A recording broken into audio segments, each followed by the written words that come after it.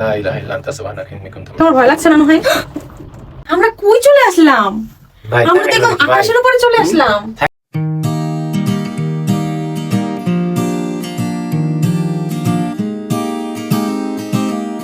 নেপালের কাঠমান্ডুর থামেলে প্রথম দিন আমরা ঘুরেছি মাঙ্কি টেম্পলে।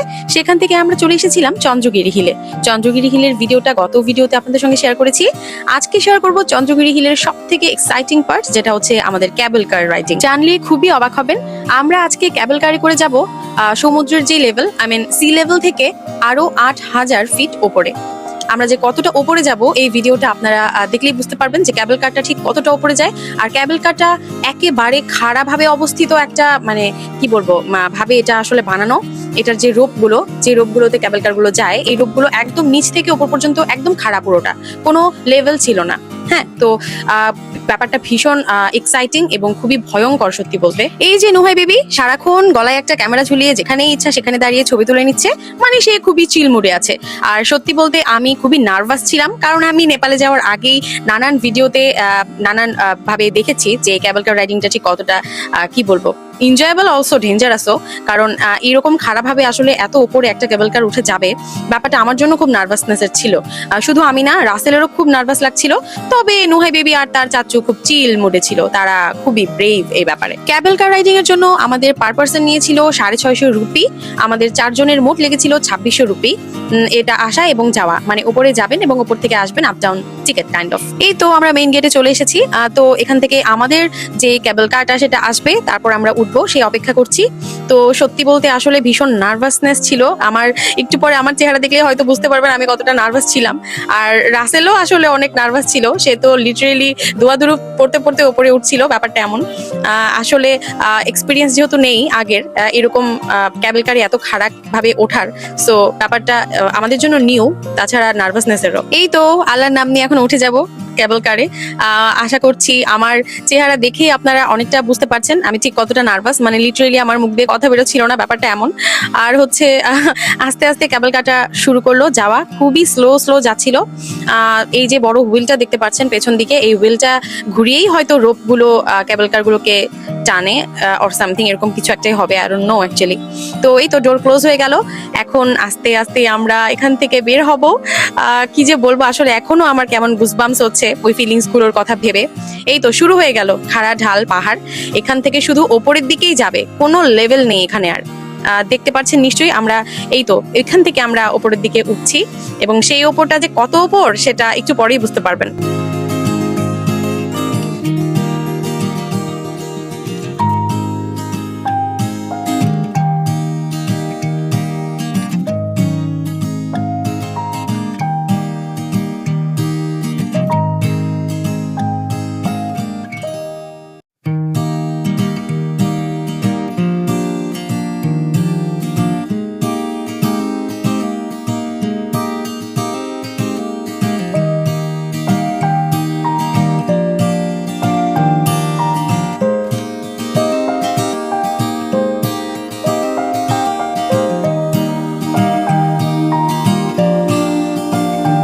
আপনারা কি দেখে বুঝতে পারছেন আমরা ঠিক কতটা উপরে যাচ্ছি? এখনো কিন্তু আমরা মাঝপথেরও নিচে আছি, আরো অনেকটা উপরে যাওয়া বাকি। এখনই তো নিচের ঘরবাড়িগুলোকে একদমই দেখা যাচ্ছে না, একটু পরে একদম কি বলবো খেলনা ঘরের মতন লাগবে সব দেখতে, একদম পিঁপড়ার মতন লাগবে ঘরবাড়িগুলো দেখতে উপর থেকে, এতটাই উপরে আমরা যাচ্ছি। আপনারা তো বুঝতেই পারছেন ৮,০০০-এরও বেশি ফিট, এটা তো আসলে অনেক হাইট। তো এই আর কি, উপরের দিকে যাচ্ছি। এদিকে নার্ভাসনেসে অবস্থা খুবই খারাপ। রাসেল তো একদম কি বলবো এনজয় করছিল, তবে বেচারা ভয়ও পাচ্ছিল। আর নুহাই বেবি যে কি চিল মুডে ছিল, সে বলছে এটা নাকি তার কাছে কোনো ব্যাপারই না, আমরা কেন এত ভয় পাচ্ছি। ওপর থেকে এই পাহাড়ের দৃশ্যগুলো দেখতে কি যে অসম্ভব সুন্দর লাগছিল, সেটা আসলে এখন আমি আপনাদেরকে বোঝাতে পারবো না, বা ওই মুহূর্তের ফিলিংসটাও বোঝানো সম্ভব না। কারণ কিছু কিছু ফিলিংস থাকে, এগুলো বোঝানো আসলে সম্ভব হয় না ভাষায়। তো আমাদের নিচে এরকম গ্রিনারি ভিউ, এরকম গ্রিন পাহাড়, হ্যাঁ, যেগুলো আমরা একদম নিচের রাস্তাগুলো থেকে দেখছিলাম, এত উঁচু উঁচু পাহাড়, সেই পাহাড়গুলোর ওপর দিয়ে আমরা এখন যাচ্ছি। তো ব্যাপারগুলো এত বেশি এক্সাইটিং ছিল যে এটা আসলে আনএক্সপ্লেনেবল। আমরা কই চলে আসলাম? ভাই আমরা তো একদম আকাশের উপরে চলে আসলাম। থাকা যায় দেখি।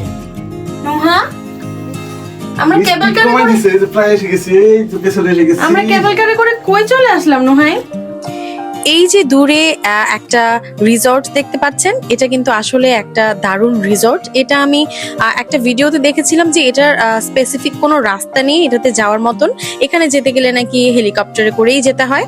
তো এই ব্যাপারটা আমার কাছে খুব অদ্ভুত লেগেছে, যদিও আমি জানি না সত্যি সত্যি এই রিসর্টটার আসলেই কোনো রাস্তা আছে কিনা, তবে ব্যাপারটা কিন্তু খুবই দারুণ। এই তো আল্লাহ বিল্লাহ করতে করতে চলে আসলাম, ফাইনালি আমরা এসে পৌঁছালাম 8,000-এর বেশি, অলমোস্ট 8,500 ফিট উপরে।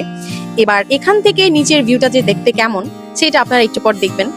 আসলে সত্যি বলতে পুরো নেপালে তো ঘোরার জায়গার শেষ নেই, তবে শুধু কাঠমান্ডুতে এসেও যদি কেউ এই চন্দ্রগিরি হিলটা ঘুরে যান তাহলে তার টাকা উসুল হয়ে যাবে আমি বলবো। তো আমরা এর থেকেও আরো অনেক বেশি সুন্দর এবং ইন্টারেস্টিং জায়গা, যেগুলো শখ করার মতন, এমন সব জায়গায় গিয়েছি এই নেপালে। তবে প্রথমবার যেহেতু এখানেই আসা, তো ব্যাপারগুলো খুবই কি বলবো, শকিং ছিল আমাদের কাছে যে আমরা আসলে কই আসছি, কত উপরে আসছি। ব্যাপারগুলো অনেক বেশি এক্সাইটিং ছিল। এই যে একটা লাভ শেপের জায়গা দেখতে পাচ্ছেন যেখানে দাঁড়িয়ে সবাই ছবি তুলছে, এই সেম লাভ শেপের এরকম একটা স্ট্রাকচার কিন্তু নিচেও ছিল, যেখান থেকে আমরা ক্যাবেল কারে উঠলাম। আপনারা জাস্ট চিন্তা করে দেখেন, একদম মেইন শহর থেকে অলরেডি আমরা গাড়িতে করে কতটা উপরে এসেছিলাম পাহাড়ের, সেখান থেকে আবার ক্যাবেল কারে করে আরো কত উপরের পাহাড়ে এসেছি। দেখতে পাচ্ছেন, মনে হচ্ছে না যে একদম মেঘের সাথে সাথে আমরা হাঁটছি বা মেঘের সাথে কাছাকাছি আমরা আসছি। তো ব্যাপারটা এরকমই যে মেঘ যেখানে ওড়ে, আপগুলো যেখানে ওড়ে, সেই লেভেলে আমরা চলে এসেছি এবং সেখানে আমরা হাঁটছি। তো এরকম আরো অনেক স্মৃতি আমার আছে নেপালে, সেগুলো অবশ্যই আপনাদের সঙ্গে শেয়ার করবো। আজকের মতন এই পর্যন্তই। কেমন লাগলো অবশ্যই সবাই কমেন্ট করে জানাবেন। Tata for today.